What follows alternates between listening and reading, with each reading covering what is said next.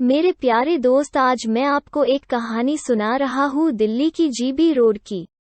दिल्ली का GB road sex के लिए बहुत ही मशहूर है। ये बात मेरा दोस्त ने मुझे बताया था। जब वो दिल्ली में रहता था तब वो वहाँ जाया करता था। जब मैं दिल्ली आया एक दिन मैंने भी जाने का प्लान बनाया। मैंने मॉडल टाउन से कमला नगर, जो कि नई दिल्ली रेलवे स्टेशन के पास है, मैं बस से वहाँ पहुँचा। फिर वहाँ से 5 मिनट का पैदल रास्ता है, मैं चलने लगा। कभी कभी मुझे लग रहा था ये गलत है, पर मुझे अपने सेक्स की भूख को शांत करना था, इसलिए जया पहुंचा। रोड की दोनों साइड कई सारे वेश्या ऊपर छत पर से और रोड के किनारे से भी बुला रही थी। वो भड़काऊ ड्रेस पहनी हुई ही। फिर मैं एक पेन की दुकान पे जाके एक सिगरेट लिया, पेप्सी ली और 10 मिनट तक वहाँ के वातावरण को जानने की कोशिश की। फिर मैंने एक कोठा, जो कि 64 न का था, वहाँ से ज्यादा लोग आ जा रहे थे, तो मुझे लगा कि यहाँ ही ठीक रहेगा।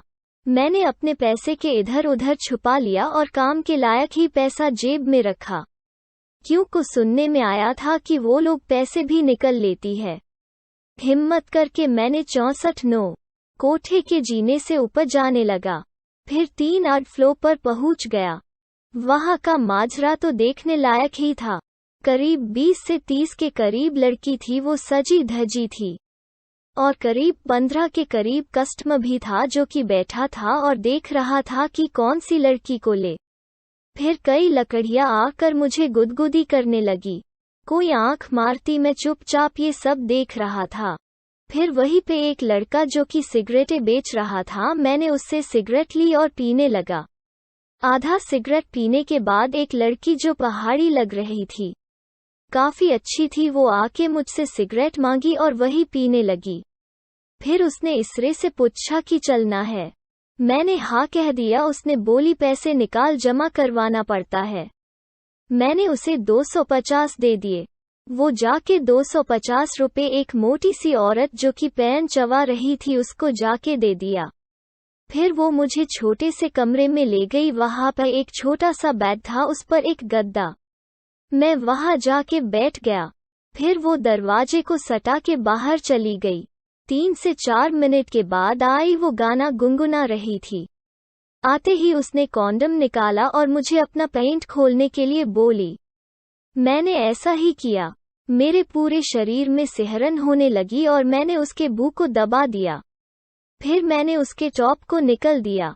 वो भी आराम से सब कुछ खुलवा ली और लेट गई। मस्त सुंदर से लड़की थी, ना जाने क्या कमबूरी थी, जो को वो इश्क धंधे में थी। मैंने उसके बदन को सहलाने लगा और बू को धीरे धीरे प्रेस करने लगा। वो मुझे देखे जा रही थी। फिर उसने पूछा क्या करते हो? मैंने कहा पढ़ाई। उसने पूछी आज तक कभी सेक्स किया? मैंने कहा नहीं। वो काफी कंफर्ट हो गई। उसका बर्ताव अच्छा था। फिर उसने मुस्कुराई, फिर बोली जल्दी करो। मैंने भी उसके चूपे अपने लम रखा और धक्का लगाया, पर गया नहीं। उसने फिर मेरे लम को पकड़ के अपने चू के ऊपर रखी और मैंने धक्का लगाया, पूरा लम चला गया। मैंने उसके होठ को चूमने लगा। लड़की काफी गोरी और बदन उसका टाइट था। चू भी गोल गोल काफी मेंटेन था। मैंने पूछा कहाँ की हो? उसने बताई मैं नैनीताल की हूँ। मैंने उसके बू को दबा रहा था और चोदे जया रहा था। वो भी अपना गांड उठा उठा के चूदबा रही थी। मैंने भी अपनी पूरी ताकत लगा दी। उसकी सांस फूल रही थी। मेरी भी सांस तेज चल रहा था, क्योंकि मैं काफी जोश में था। करीब 10 मिनट तक चुदाई करने के बाद मेरा निकल गया। उस समय मेरे मुंह से एक शकुन भरी आवाज निकला और मैं झड़ गया। वो मुस्कुराते हुए उठ गई। मैंने उसे थैंक्स कहा और 100 रुपये और दिए। उसने कहा फिर आना। उसने अपने नाम पूजा बताया। मैं वहां से निकल पड़ा।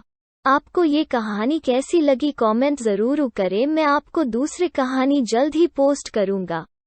आपसे अनुरोध है कि जब भी कभी आप किसी वेश्या के पास जाए तो अपने सुरक्षा का ध्यान जरूर रखें, कॉन्डम जरूर लगाएं और अपने सामान और पैसे का ध्यान रखें।